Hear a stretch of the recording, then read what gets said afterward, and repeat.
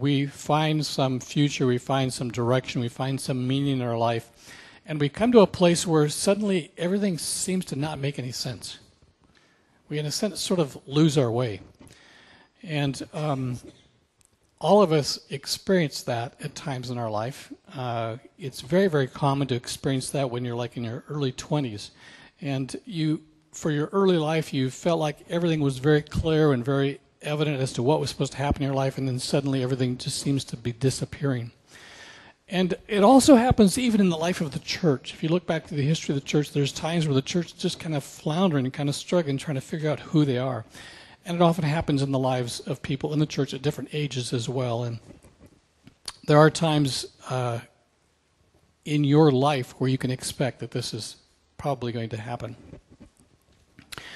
When that happens, typically the world we look to the world often, and the world responds in a number of different ways. When the world is looking for some sort of direction, they turn in a number of different areas. They may turn to politics, and they may seek to find their identity in politics. They may seek to find their way out of this mire through social concerns. Maybe they'll develop a passion for some social issue. One of my great frustrations with science today is that historically there have been some amazing scientists that have helped humanity find direction again. And they have helped humanity find the river and ultimately find the mountain. My great frustration with many of the essence of science today is that science is convinced that there is no river, that we simply live in a swamp. And we came from the swamp, we exist in the swamp, and eventually we'll die and be decomposed in the swamp. And that just leaves a sense of hopelessness, and it leaves a sense of frustration, and it leaves a lack of meaning. Unfortunately, the church hasn't always helped in helping the people to sort out this difficult area in their life. The church sometimes responds and reacts in a way which doesn't help us to find the river or the mountain. It just sort of stirs things up, and sometimes leaves people more frustrated. And I want to just make some suggestions to you this morning that when you come to that place, that there are some answers. A fascinating thing happened to Peter in the book of Acts. A few weeks ago we talked about Dorcas and how she was miraculously raised from the dead from Peter. And it was an incredible, astounding miracle. But something happened right after that that's really interesting in the 10th chapter of Acts. He was sort of lingering around, getting ready to move on. And in fact, they were beginning a journey in about noon. I don't know where they were journeying to, but they were at Joppa. And it appears that they were heading to the north, toward the next major city, which is Caesarea on the Mediterranean. And about midday, it says they stopped at a home of someone, and he went up on the roof to take a little nap, and he had this amazing vision. And in this vision, this sheet comes down with all of this impure things that Peter's entire life had been very, very clear as far as how the river went and what the mountain looked like. And suddenly God disrupts his river. And God disrupt the mountain. And in a sense, for quite a while, Peter was sitting there trying to sort this out and trying to figure it out. And he eventually does. And he eventually begins to see that the river that he was so sure of actually had a shift. It had made a turn. There was a fork in the river that he had missed.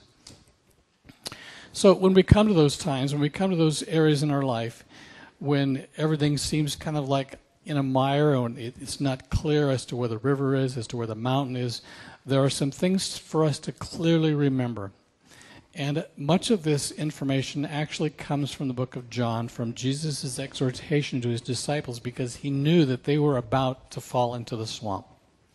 And in fact, this is one of the times when Peter finds himself struggling in the swamp. And one of the very first things that Jesus says very clearly to this is you don't have to be afraid. As you look at the world, and even if you look at the church today, and as you look at some of the things that are happening in our country, our first reaction is fear. And the Bible makes it very clear that fear does not come from God. If you start to feeling like you're afraid and you need to pull back from the world, that's not God saying pull away. Fear doesn't come from the Spirit of God. Fear comes from the dark places. And Jesus said very clearly, be not afraid. You don't have to be afraid. Another thing that Jesus made very, very clear is that he's not going to lose. He's not going to lose. You can be confident that ultimately the church, that Jesus Christ will win. As he was standing with Peter at another Caesarea to the north, Caesarea Philippi, and he was talking about the future of the church, he said that the gates of hell will not stand against what I'm about to do, what I'm going to do throughout history. And so we can be confident. We don't need to have fear. We can be confident that Christ ultimately is going to win. We can be confident that the path will reappear. How the path reappears is pursuing the person of Jesus Christ.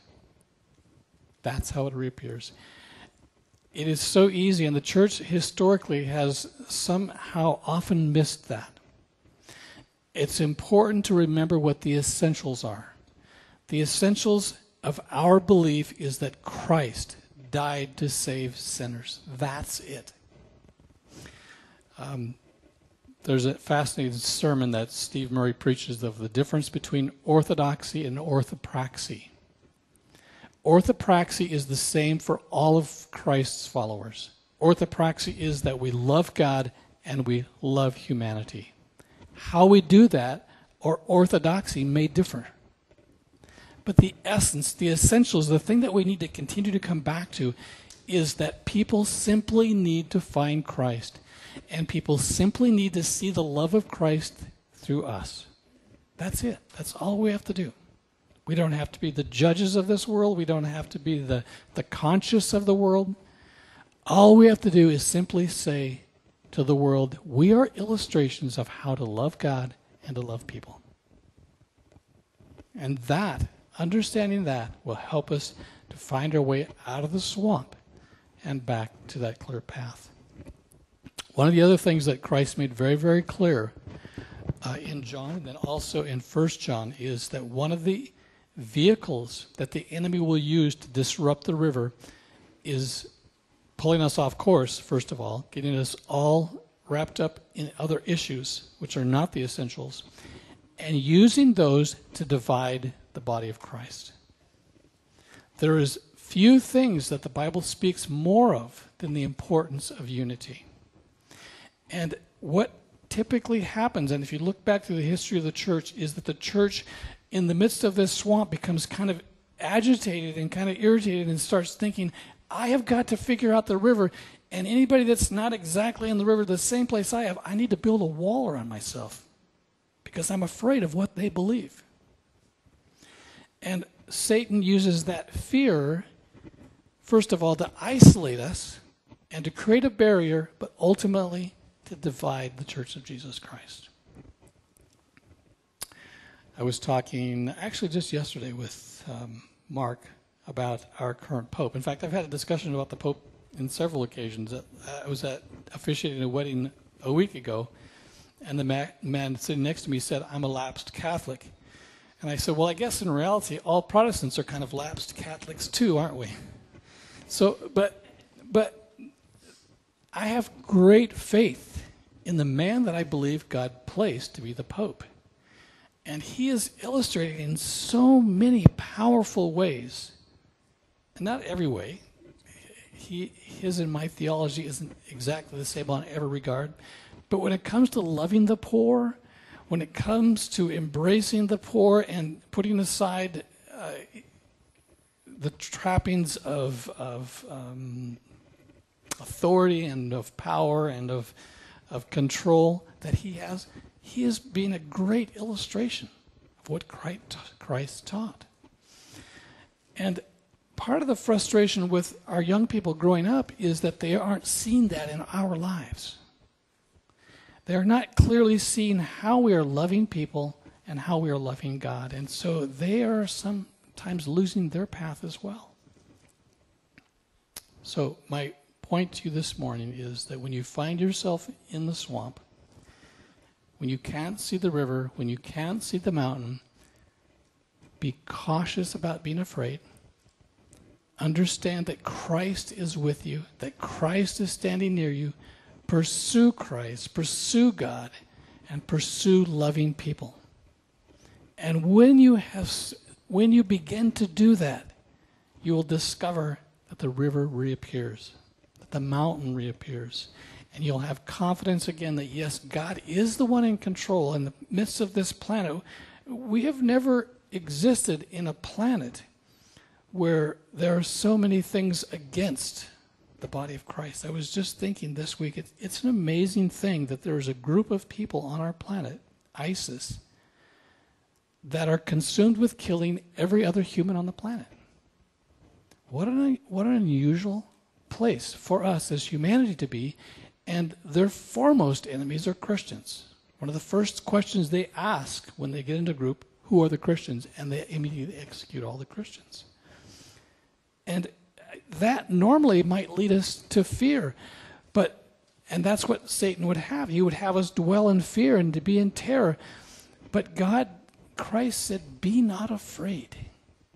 The gates of hell will not stand against what I'm doing, even if it takes your life. That won't result in a loss. That's not the end of the story. It continues after this. Be not afraid. Christ is with us. One of the things that Christ did with his disciples that I think was so significant at this point, they're in the midst of this, where the river's falling apart. They cannot clearly see what's happening. And he said, I want to do something with you that celebrates exactly what I'm talking about. It celebrates the unity. It celebrates the dependence upon God. It celebrates our commitment to each other and also our commitment to love God and to love people. And that is the communion table. And that's why it's so important to me that it be open communion. Anyone who is a follower of Christ needs to gather at this table and to say, you know what? Perhaps on this day the river's not very clear for me, but I am dwelling with this group of people to find the river. I am committing myself to commune with these people to find the river. I am choosing not to live in fear. I'm choosing not to go off on some sidetrack, but to continue to pursue loving God and loving people and having the peace of Christ fill me in that regard. I'm going to invite our elders, and I'm actually going to ask Katie and Lorene if you'd come and assist as well.